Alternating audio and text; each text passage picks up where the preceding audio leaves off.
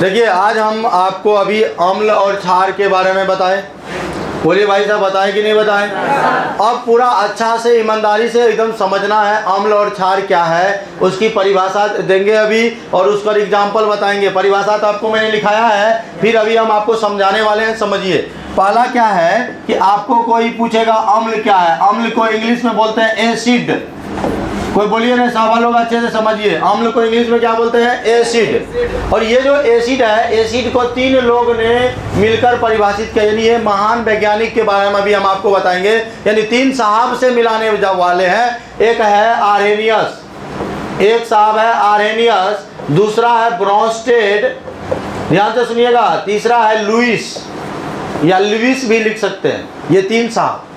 अगर आपको कोई पूछेगा कितने लोग थे तो कहिएगा सरदार 3 लोग थे। क्या भैया? Arrhenius, Bronsted, Lewis. आर्हेनियस ने कहा कि वह पदार्थ जो जल में घुलकर हाइड्रोजन आयन देता है, यानी H+ आयन देता है, वह अम्ल है।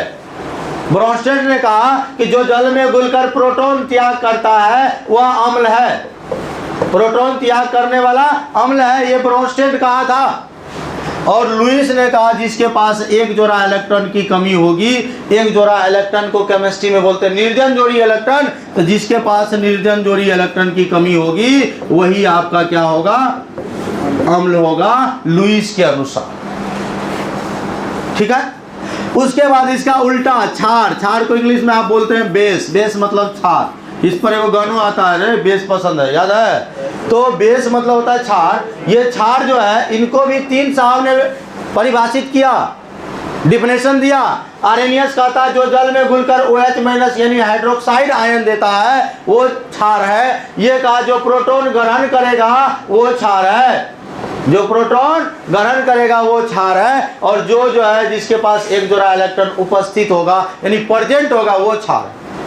अभी मैंने तीनों का डिफिनेशन लिखाया है। आर्हेनियस के अनुसार वह पदार्थ जो जल में घुलकर H+ आयन देता है अम्ल कहलाता है। ब्रोंस्टेड के अनुसार वह पदार्थ जो जल में घुलकर जो प्रोटॉन त्याग करता है वह अम्ल है। और लुईस के अनुसार जिसके पास एक जोड़ा इलेक्ट्रॉन की कमी होती है वो क्या है? आपका अम्ल है, अकॉर्डिंग टू लुईस। और इसी का उल्टा क्षार में जाइएगा तो कहता है जो जल में घुलकर हाइड्रोक्साइड आयन देता है वो आपका क्षार है, और जो प्रोटॉन ग्रहण करता है वो क्षार है। और जो जिसके पास एक जोड़ा इलेक्ट्रॉन यानी 2 इलेक्ट्रॉन मिलके एक जोड़ा होता है, और जो एक जोड़ा इलेक्ट्रॉन जिसके पास उपस्थित रहेगा, अवेलेबल रहेगा, वो आपका है लुईस बेस, लुईस क्षार। अब एग्जाम्पल देते हैं, देखिएगा। इसको चलो मिटा दो। अब एग्जाम्पल, जैसे मान लो HCl है, इसको जब जल से अभिक्रिया करेंगे H2O लिखेंगे तो या आप ये H+ देगा एक्वस का मतलब होता है जलीय विलयन, और प्लस देगा Cl- एक्वस। यही अगर ऐसा कोई लिखता है HCl, कोई अगर ऐसा लिखता है HCl AQ का मतलब आपको समझ जाना एक्वस यानी जलीय विलयन, HCl जल में ये लिखे या ये लिखे, दोनों बात बराबर है। और जब ये जल में घुल गया तो ये H+ देगा और Cl- देगा। तो बताओ हाइड्रोजन आयन दिया कि नहीं दिया? तो हाइड्रोजन आयन कौन दिया? HCl ने दिया। तो HCl को हम लोग अम्ल बोलेंगे, एसिड बोलेंगे। हाँ, एसिड का और क्या है गुण जान लो। 3 बात तो आपको याद रखना ही पड़ेगा। पहला, यह स्वाद में खट्टा होता है।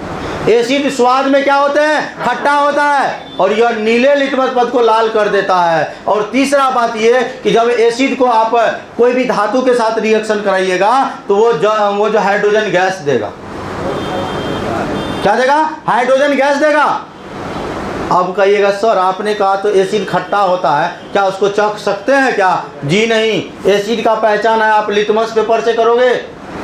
कोई चख लिया, पता चलेगा कभी जीवन भर स्वाद नहीं लगेगा आपको खाने पीने में, आपके जीभ की स्वाद कलिका को खत्म, जला देगा। एसिड में इतना पावर है।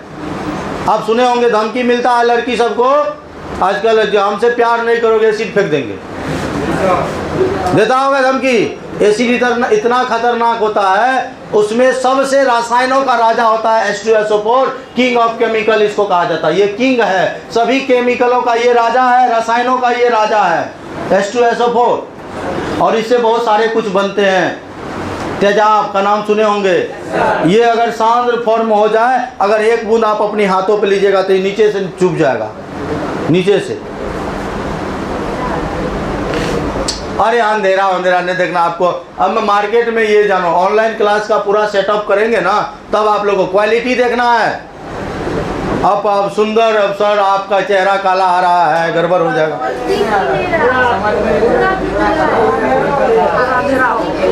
वहाँ दबा दीजिए ना।